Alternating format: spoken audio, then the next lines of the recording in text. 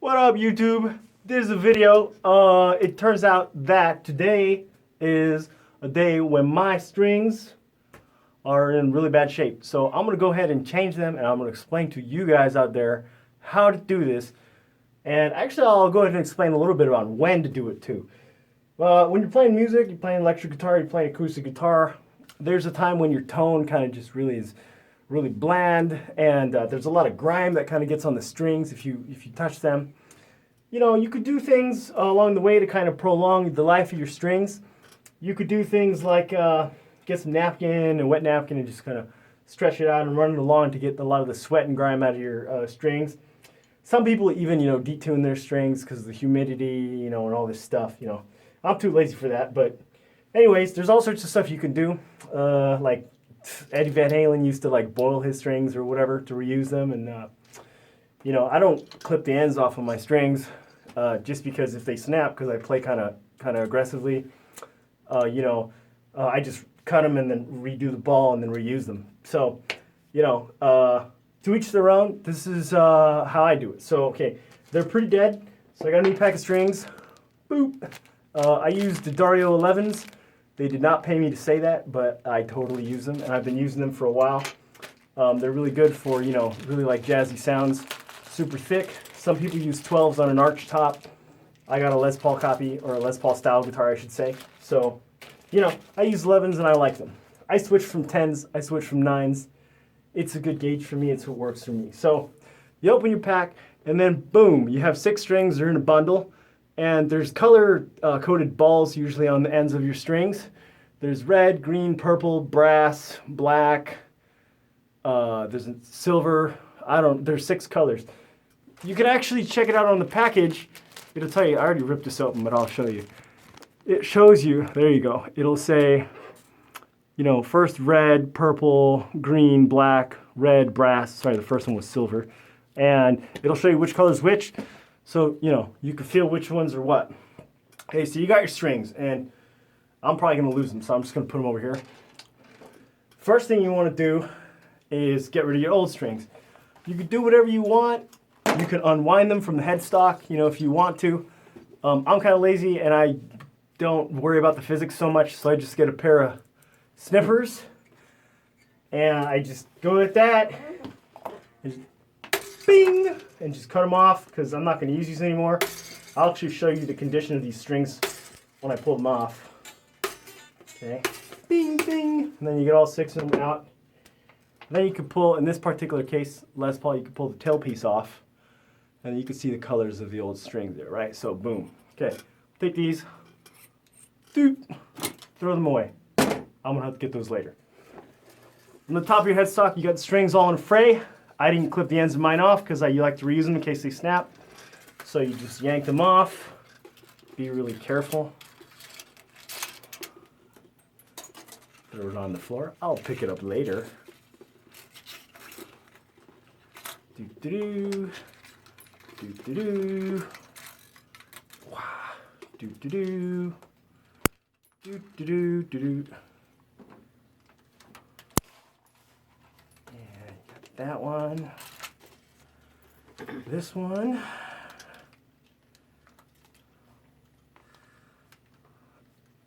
and then this one right here, this last E string, and then they're out of your way. So here's your guitar without the strings. There's a couple of things on this particular guitar. This is the piece that holds the strings up the bridge, and you can actually take it off, and the pickups and so on and so forth. Put this back on. Here's the nut, the stop tail piece, the pickups, and then the neck, and then everything's nice and clean. Headstock, there's nothing there. Okay, so at this point, typically I like to grab a rag or a towel or something and just go down my guitar and just wipe everything off, wipe all the grime, wipe all the, there's a bunch of grime here that gets in the pickup. I'll actually go see if I can grab, here you go, and just wipe it down, all the crevices and all the gross stuff that gets in between. Because, when you're on stage and you're rocking out, and the crowd's, you know, enjoying your music, and you're on there singing your heart out and jamming and rocking out, or even when you're buddies, you sweat a lot, you're perspiring, you know, even right now my sweat's dripping because this room's kind of hot. It's a small room. So, you know, a lot of this stuff goes through your hands and gets on your guitar, you know. So you want to clean it nice and neat, you know. You invest, you buy a guitar, and you want it to be nice and clean, so you go and do that, okay? Every once in a while, you want to give your guitar a little TLC, and usually I do that when we change strings. Okay, so now I got all the strings off, okay? And I'm just going to go and put my stop tailpiece on, and I'm going to go ahead and take the low E string, which is, they're actually wrapped in twos, so you got to kind of do both. Take the low E string. It's this thick one right here. It's this brass one. I don't know if you can see that. Yeah, it's brass. Okay. And I'm going to go ahead and run this top end through the bottom of the tailpiece. Okay? So let me show you. You just wind it through just like that. If I could do it while showing the camera. Pull it on the other end. There you go. And there it is, okay? So you do that. You put the stop tailpiece back on. I was just showing you. And then what I do, now everyone does it a little differently. So this is what I like to do. And, you know, it's not right or wrong. It's just the way that I like to do it. And then I can explain some of the reasons I like to do it this way.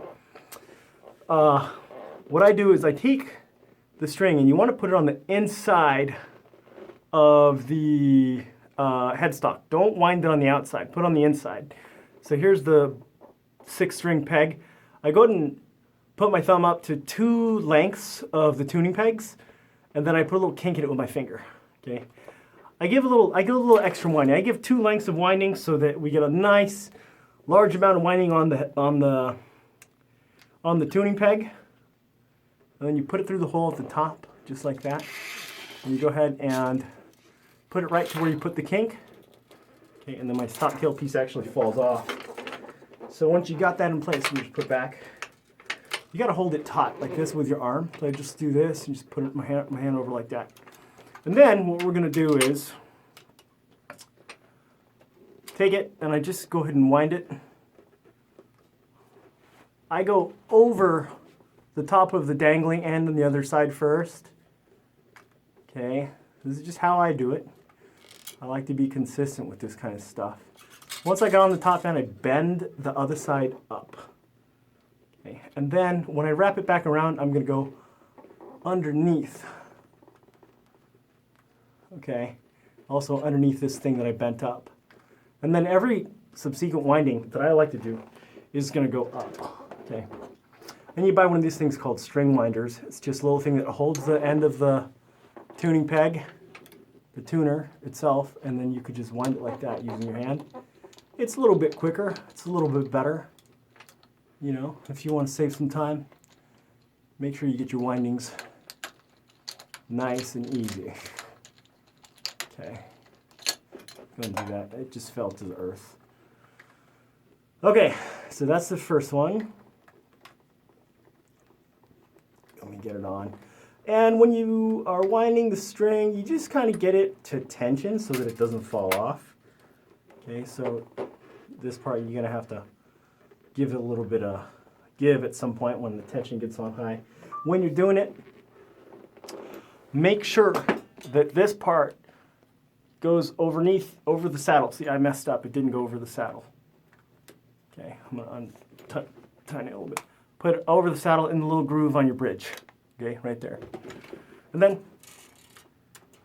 you know, you're playing a little bit. I don't know if you can hear that. And basically you have your first string on there, okay? This is what I like to do. Now once I got that string on there, things should be pretty tight. Just to be safe, I typically go ahead and put the high E string on, which is one of these things. And I don't remember if it's the purple one or the silver one, but you could feel which gauge is smaller. Okay, so it's this one. Put the other one carefully on the ground, don't lose it. And then you just repeat the process with the high E string. Again, I'll show you. See, now that it's on there, you have to guide it through, right? Hopefully you saw that. Pull it from the other end, and then you repeat the process. So, I'm going to go here, line it up. Here's the headstock. Give myself 2 pull lengths of room. Do the kink. Put it through the tuning peg. I want to make sure you can see this. Put it through the tuning peg hole. Whew. Actually, good timing that I started these videos when okay. The first one, I typically don't use the tuning peg or the tuning string winder because it's a little bit hard to get on there. And every subsequent one, especially for the high strings, because the high strings have a lower gauge than the lower strings. I mean, high in pitch. The high E, the B, and the G strings have a higher pitch, so they're lower gauge. And when you do it, you know, they're more likely to slip on the kink, because this particular brand of strings, and most brands of electric guitar strings actually, they have winding on it on the lower 3 strings, and the higher 3 strings tend not to have any winding. Some really heavy strings have winding on the 4th string, like if you buy a set of 13s, you know. Oh, and the other thing too is this is an electric guitar, so the acoustic guitars tend to have higher gauge strings, so that's an important thing to know. And the process to actually changing those strings is different. So one of these days, I'll do a video on that too, because you actually have to remove these pegs, these like stakes that were like driven into the, you know, Dracula killed the guitar, driven into the stake of the guitar, and you have to remove them really carefully. Otherwise, you could you know, possibly damage the bridge. Okay, so the higher strings take a longer time to wind. Do do do do do do. Another good thing to do, and I'm guilty of this, is make sure you don't change your strings right before band practice. Because if you do that, your bandmates are going to be like, dude, like I did this once and my bandmates were like, Ray, man, listen, man, you got to change your strings. Don't spend half an hour changing your strings right in front of us right now. We need to jam. We need to practice. We got a gig coming up. You know, don't be doing that. So, oh, one more thing is, don't, you know, this is a video of what not to do. Don't change your strings the night before the gig, or God forbid, the day of the gig. Don't do that. Okay, just kind of get it up to tension. You don't need to go all the way. Don't change your strings the day before the gig. You know why? Because you have to stretch them out, which we're going to go over in a minute. And as you go through that, you're going to actually need to stretch them out, and then when you play, actually they stretch a little bit more depending on how much you stretch them out, depending on what you do. So I actually change my strings like a week before the gig, or sometimes a week and a half before a gig, just to make sure that they're nice and settled by the time, because I don't want to be tuning on stage, you know, that kind of stuff. It ruins from the experience for the crowd, and it just kind of just takes a lot of time, and you gotta tell everybody to wait, and it's not super pro, so you don't want to do that, okay? I'm going to go ahead and just put on the other strings real quick, okay? You do the same thing with your other strings.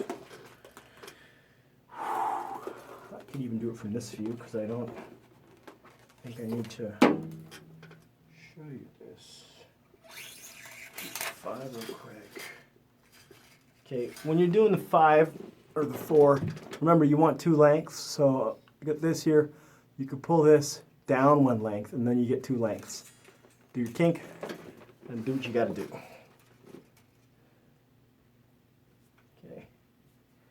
Some people are really careful with their guitars because they love their instruments, which is totally good. So they'll put, you know, they'll have a bench, and they'll put a towel, and they'll be super careful. I'm just using my piano chair here. You can do as you like it. Bend the kink up, go underneath. Another good reason why you want to go underneath and then kind of just keep the windings nice and straight is it gives you a nice even tension on the curl. Maybe that doesn't matter as much, but if for whatever reason the string slips when you're playing and releases some tension on the string and detunes your string, you don't want that to happen. So, you know, I tend to really stretch them out and make sure that everything's nice and stable, because you don't want to be on stage and suddenly your solo drops like a quarter of a tone and you're out of tune with the rest of the band. It's not good business. So I would not recommend that. Okay, get this up, make sure your string's in the groove on the bridge.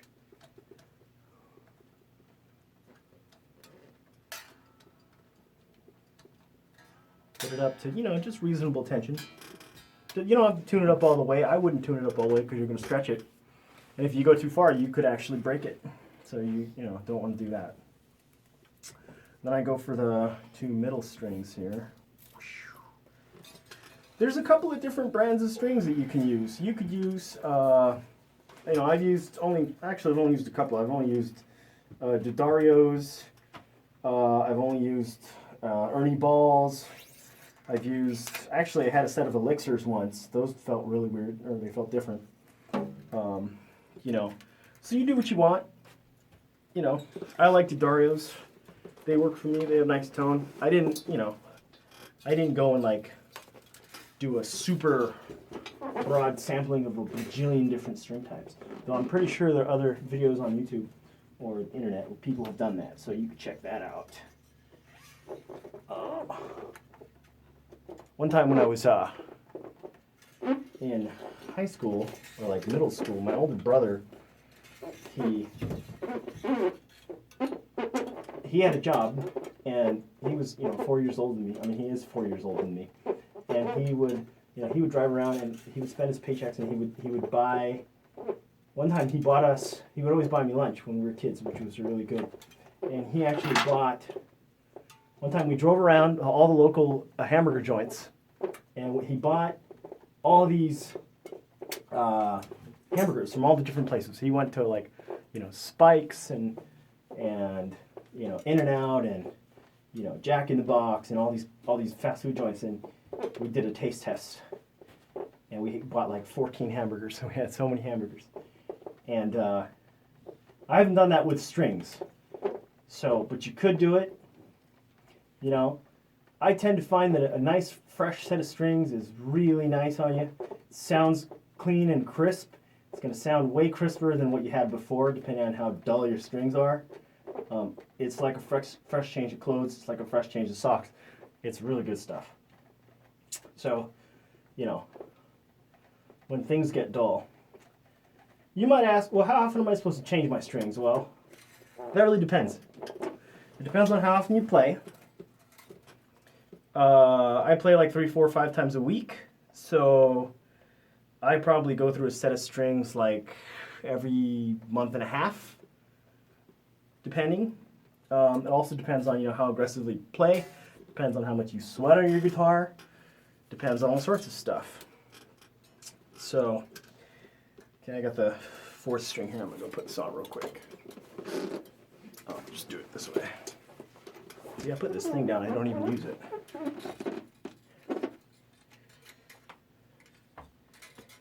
How often do you change your strings? Other instruments, like a bass, you don't have to change the strings nearly as often, or like a piano. I think guitar actually is, of those 3 instruments at least, is probably the one where you have to change them the most, obviously. I think it has to do with the gauge of the string. Obviously, guitar has a really, at least for the compared to a bass, they're all higher gauge strings than a bass. And string gauges range from the high being even an 8, 0.0, I think it's 0.08 millimeters, to all the way up to like 13s or 14s, I guess. I've definitely seen 13s. And the low gauge ranges from probably like 44, 46 to like 52, 56. So they can get pretty light and pretty beefy depending on what set you have. Make sure the saddle's on there. And as you're doing it, again, just let up on the tension. Okay. And take it easy. Actually, let me go ahead and turn my amp on and plug in so we can listen to this. We've got to do that. And I have the plug input somewhere. Oh, here it is. Right here. Of course, it's already through my guitar. I don't know why I didn't put that there. Okay, it's gonna take a while for my tube amp to warm up. I got one more string I gotta put on. This one. The B string. This last one right here. Real quick. Do do do. Do do do. If you have ways of tuning your strings that you like to talk about, feel free to comment or ask questions on some of this stuff. Here's on the front end. Okay. Might go and wind it. I'm not really using the string winder as much as I would if I was in more of a hurry. So you kind of get into a rhythm. Over and under, bend this up. You could snip the ends of these off with a pair of pliers or some crimpers or something. It's always good to have that in your gig bag when you're going on gigs because you never know. There's all sorts of stuff you need. Bring an extra set of strings. Bring an extra guitar, by the way. I'll do another video on what to bring to a gig. Loading in, loading out, checklists, stuff like that. That will help you guys if you guys are in your first band and you don't have an established procedure for loading in, loading out, what to bring, that kind of stuff. And that all comes from, experience, being on the road, gigging, playing small venues, loading in your own stuff, that kind of thing. So,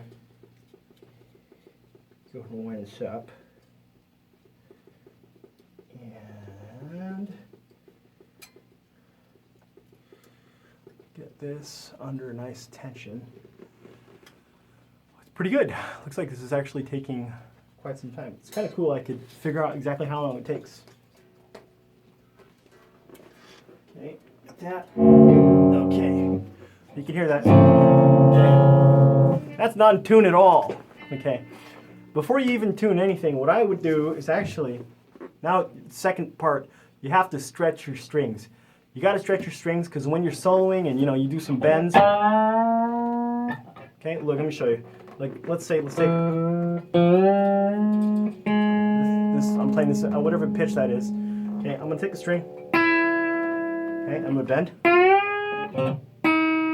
Suddenly it's out of tune, right? See, so you have to stretch the strings out because when you do bends and the strings sort of get settled in, they stretch and they lose their tension. So you want it to be able to hold tension, so you stretch them out as much as you can beforehand. So for example, another example, take this low E string, okay, play this here, okay, and then I bend it, then it's out of tune again. See, so you got to stretch your strings. So here's how to do that. This is the second thing, always got to stretch your strings, okay.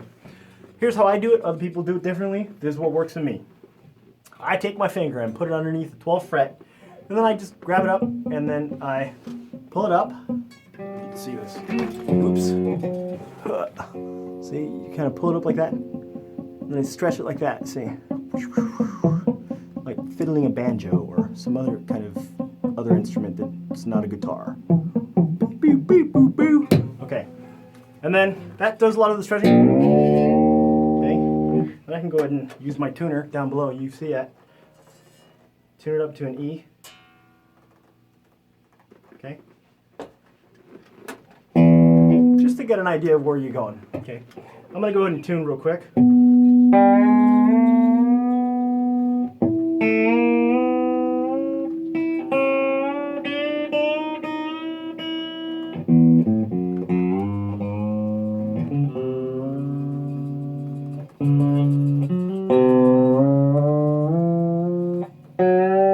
Just roughly, you know, where you want to be at. Now, after you've done that with the first string, you go through the next strings, right? Because you got here. Stretch, stretch, stretch, stretch, stretch, stretch, stretch, stretch, stretch, stretch, stretch, stretch, stretch. You can pull it pretty far, you see. Don't be too afraid to break it. If you break it, go get another string, because you bought like a 10-pack from Daddario.com or whatever. And stretch it, stretch it, stretch it. I would recommend, when you're doing this particular thing, be careful not to stretch too hard the higher strings. You don't stretch them as far. You know, the bottom ones you could probably stretch like 1.5 inches, maybe even 2 inches. Next ones, I wouldn't even stretch, probably like 1 inch, a little bit over 1 inch, if that, from your neck. Okay, because I've actually broken them before by pulling too hard. Because they're smaller strings, they're lighter strings, they can only hold less tension. Okay. Okay, so again, I'll tune my low E.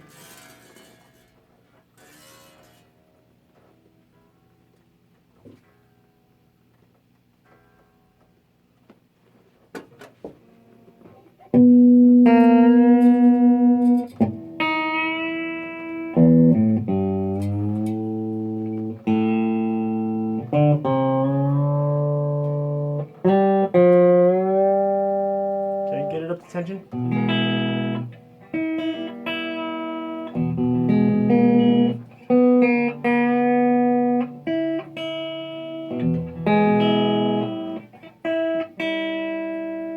Okay, and then, so now you've done that, the first part of the stretching, which is by stretching them here. They're not quite stretched out yet. What I would do actually is I would go ahead and do some, okay, I'll do some bends. Okay, that's the original note.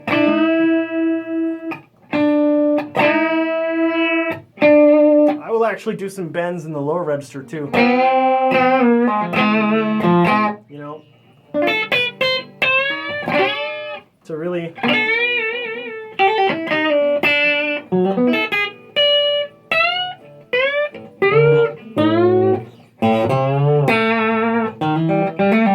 then you see it's starting to come out of tune, so then you go ahead and tune it up again.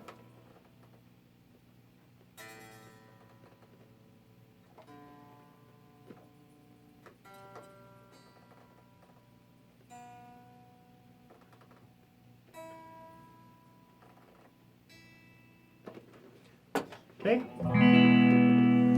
and you're probably going to be doing that for a little bit of a while. It'll eventually settle.